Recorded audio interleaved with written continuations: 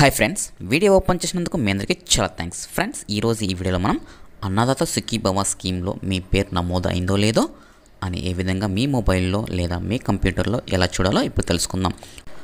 ఒకవేళ మీ పేరు నమోదు కానట్లయితే ఎక్కడికి వెళ్ళి అప్లై చేయాలి, ఏ విధంగా అప్లై చేయాలి అనేది కూడా నేను ఈ వీడియోలో చెప్పబోతున్నాను. సో ఫ్రెండ్స్, అంతకంటే ముందు ఈ వీడియోని చూసి లైక్ చేసి మీ ఫ్రెండ్స్ అండ్ ఫ్యామిలీతో షేర్ చేయండి.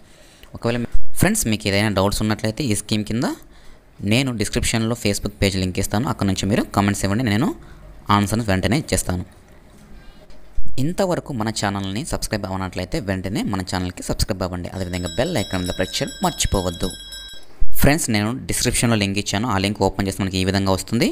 ఇక్కడ మీరు గమనించినట్లయితే మీరు మొబైల్లో ఓపెన్ చేసినట్లయితే పైన 3 లైన్స్ కనిపిస్తుంది రైట్ సైడ్లో. ఆ 3 లైన్స్ మీద ట్యాప్ చేసి మీరు డెస్క్టాప్ సైట్ అనే ఆప్షన్ ఎంచుకోవాలన్నమాట. ఎంచుకుంటే మనకు మొత్తం డీటెయిల్స్ అని ఈ విధంగా కనిపించేస్తాం. ఇలాంటి ఆఫ్ కనిపిస్తాయి. ఫ్రెండ్స్, ఇది మాత్రం గుర్తుంచుకోండి. మనం టాప్కి వెళ్ళినట్లయితే మీకు కొన్ని ఆప్షన్లు కనిపిస్తాయి. ఇక్కడ రిపోర్ట్ అనే ఆప్షన్ ఉంటుంది.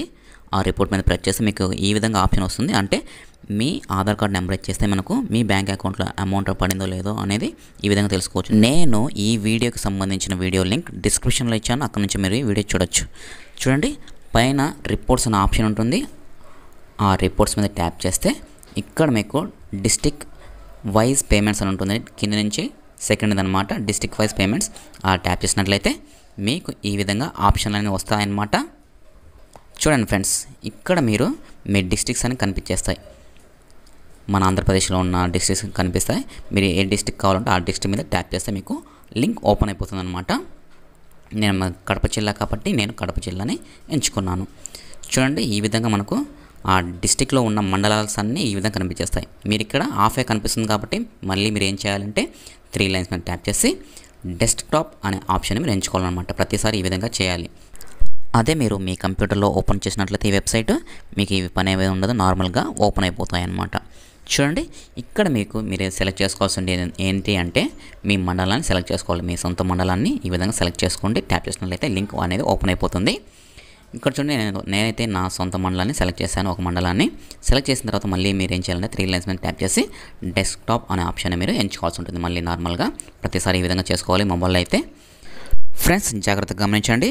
ఇక్కడ మీ విలేజ్ నేమ్స్, అదేవిధంగా టోటల్ ఎంతమంది బెనిఫిట్స్ ఉన్నారు, సక్సెస్ ఎంతమందికి పడింది, అమౌంట్ అనేది పడింది, అదేవిధంగా అండర్ ప్రాసెస్లో ఎంతమందికి అనేది మీకు డీటెయిల్స్గా విలేజ్ ప్రకారం చూపిస్తేస్తాయన్నమాట. ఇక్కడ మీ నేమ్ మీ ఊర్లో ఉందో లేదో తెలుసుకోవాలి అంటే ఇక్కడ మీరు మీ విలేజ్ నేమ్ పక్కన టోటల్ సక్సెస్ ఉంది కదా, సక్సెస్లో కొన్ని నెంబర్స్ ఉంటాయి గ్రీన్లో. ఆ నెంబర్స్ మీద ట్యాప్ చేయాలన్నమాట. అప్పుడు మీకు లింక్ అనేది ఓపెన్ అవుతుంది.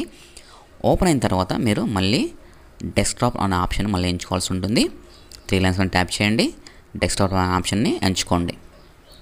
ఎంచుకున్న తర్వాత మళ్ళీ నార్మల్గా మీకు మొత్తం టోటల్ అనేది కనిపించేస్తాయి. మొత్తం డీటెయిల్స్ అన్నీ ఈ విధంగా ఓపెన్ అయిపోతాయి. మీ డీటెయిల్స్ అంటే మీ పేరు, మీ బ్యాంక్ అకౌంట్ నెంబర్, అదేవిధంగా మీకు ఎంత క్రెడిట్ అయింది, ఎప్పుడు క్రెడిట్ అయింది అనేది ఈ విధంగా చూపించేస్తాను అనమాట.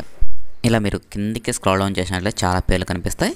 అక్కడ నుంచి మీరు మీ పేరు ఉందో లేదో చూసుకోవచ్చు. అదేవిధంగా ఈ పీడిఎఫ్ని మనం డౌన్లోడ్ కూడా చేసుకొని మీ కంప్యూటర్లో కూడా చూసుకోవచ్చు. ఒకవేళ మీ పేరు ఈ సక్సెస్ అయిన పేమెంట్స్లో లేనట్లయితే ఒకసారి మీరు అండర్ ప్రాసెస్లో ఉన్న పేమెంట్స్ని సెలెక్ట్ చేసుకోండి. సేమ్ ప్రాసెస్ అండి. ఆ నెంబర్స్ మీద ప్రెస్ చేస్తే మీకు ఈ విధంగా ఓపెన్ అయిపోతుంది.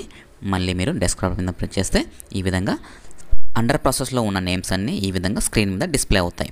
ఒకవేళ నేను ముందుగా చెప్పినట్లు మీ పేరు అమౌంట్ సక్సెస్ అయిన నేమ్స్లో కానీ, అదేవిధంగా అండర్ ప్రాసెస్లో ఉన్న నేమ్స్లో కానీ మీ పేరు లేనట్లయితే మీరు మీ బ్యాంక్ పాస్బుక్, ఆధార్ కార్డ్, అదేవిధంగా మీకు భూమికి సంబంధించిన పాస్బుక్, రేషన్ కార్డ్ మీ 4 తీసుకొని మీ మండలంలోనే అగ్రికల్చర్ ఆఫీస్కి వెళ్ళి ఈ 4 సబ్మిట్ చేసినట్లయితే మీకు అర్హులైతే నిజంగా మీకు ఈ స్కీమ్ కింద అమౌంట్ అనేది మీ బ్యాంక్లో క్రెడిట్ అవుతుంది అనమాట. సో ఫ్రెండ్స్, ఈ వీడియో మీకు నచ్చింది అనుకుంటున్నాను. నచ్చినట్లయితే లైక్ చేసి మీ ఫ్రెండ్స్ అందరితో షేర్ చేయండి.